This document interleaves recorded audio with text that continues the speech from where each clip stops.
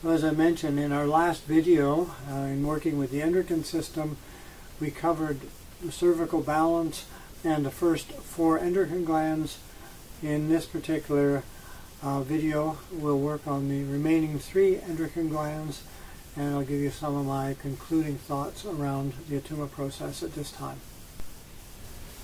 So now we'll work with the lower 3 endocrine glands, and in this case it's easier to work your negative contact point off of probably the shoulder or the elbow, but the next endocrine gland relates to the islets of Langerhans, which are they're located in the tail of the pancreas on the left hand side of the body, just about where the bend in the elbow is. So my receiving hand, I go to the shoulder.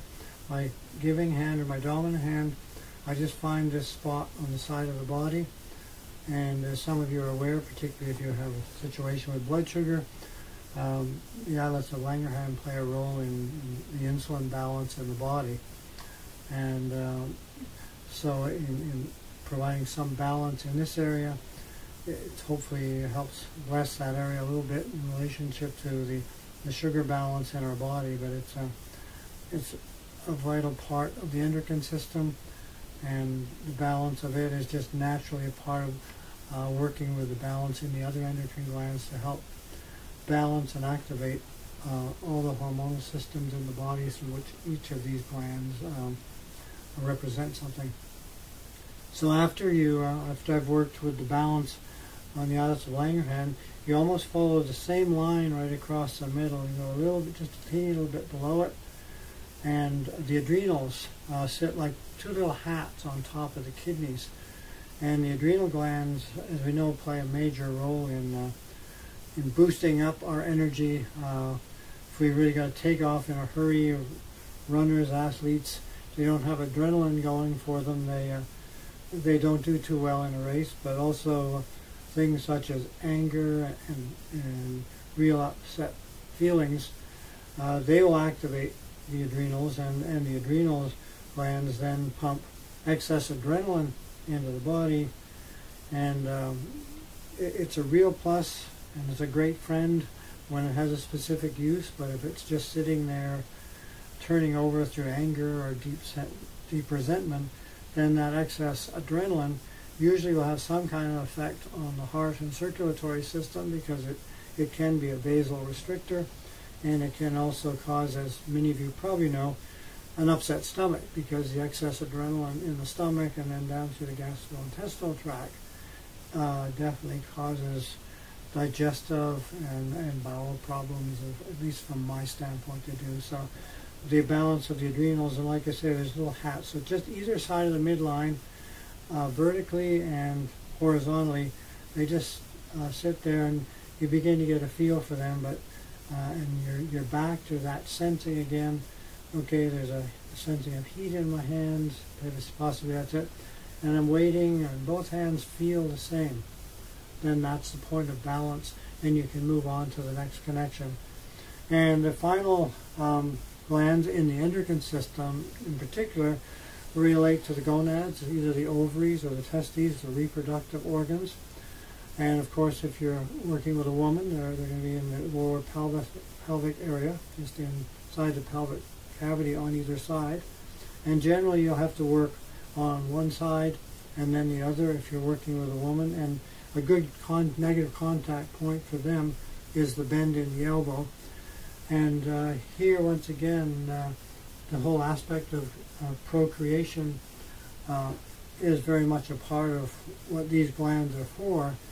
But also that juice, you might say, that musicians and artists and such have, that really essential juice that makes them top performers or top artists, because there's a lot of creativity, not just as it relates to procreation, but very much as it relates to the creative nature of who we are and what we're here to do. As I feel we're very much creators, sometimes not creators of the greatest things, but we are procreators in that sense.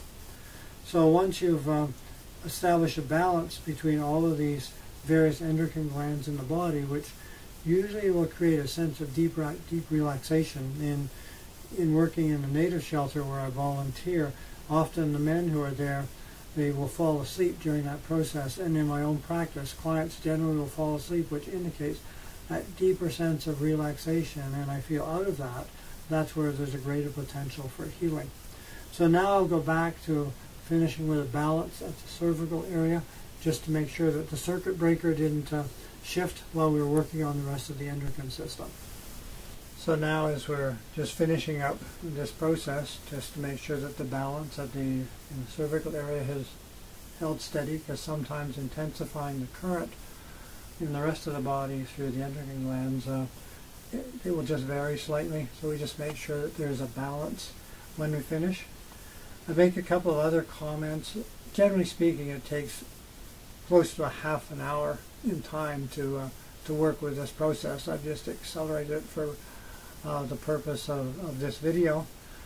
And also I would just mention that what I've found, and I know it was true of me in my life, in this process, as the body begins to relax, a person begins to sense more, you might say, their energetic reality or their spiritual reality. It seems like they begin to be set free in their circumstances rather than from them. And in that, it lets them cope more effectively with situations that might be going on in their body. And I have been blessed with some fairly miraculous things that have happened, but I'd say the greatest blessing or appreciation that I felt in myself and from others is when they are set free from those situations and symptoms that seem to bog them down in life. And a consistent pattern of energetic work, I think, by whatever name called, if the practitioner is diligently doing and being a part of his or her own spiritual practice, that continues to teach us. I've been doing this work now for more than 45 years, and I still marvel at what I learn every day in relationship to my connection with others, and feel deeply blessed that people come to see me and we work creatively in this process together, because energy work is always a co-creative process. So thank you.